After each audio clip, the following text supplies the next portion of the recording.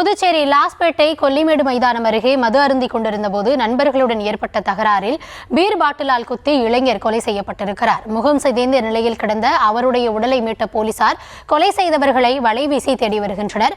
இதுகுறித்த விவரங்களுக்காக இணைகிறார் செய்தியாளர் கிருஷ்ணா. காவல்துறை தரப்பில் இதுவரைக்கும் என்ன நடவடிக்கை எடுக்கப்பட்டிருக்கிறது? விரிவான விவரங்களை வழங்கலாம். புதுச்சேரி லாஸ்பேட்டை கொல்லிமேடு மைதானம் அருகே வாலிபர் ஒருவர் முகம் சிதைந்த நிலையில் ரத்த வெள்ளத்தில் பிணமாக கிடப்பதை அப்பகுதி மக்கள் லாஸ்பேட்டை காவல்துறைக்கு தகவல் தெரிவித்தனர். தகவலின் அடிப்படையில் சம்பவ இடத்திற்கு வந்த போலீசார் வாலிபரின் உடலை மீட்டு பிரேத பரிசோதனைக்காக கதிர்காம அரசு மருத்துவமனைக்கு அனுப்பி வைத்தனர்.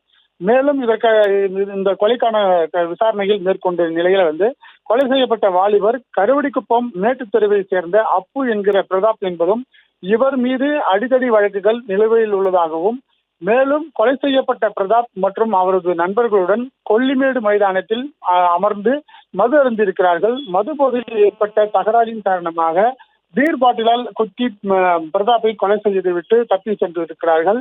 கொலை குறித்து வழக்கு பதிவு செய்து போலீசார் கொலைக்கான காரணங்கள் குறித்தும் அந்த கொலையாளிகள் குறித்தும் தீவிரமாக தேடி வருகின்றனர்.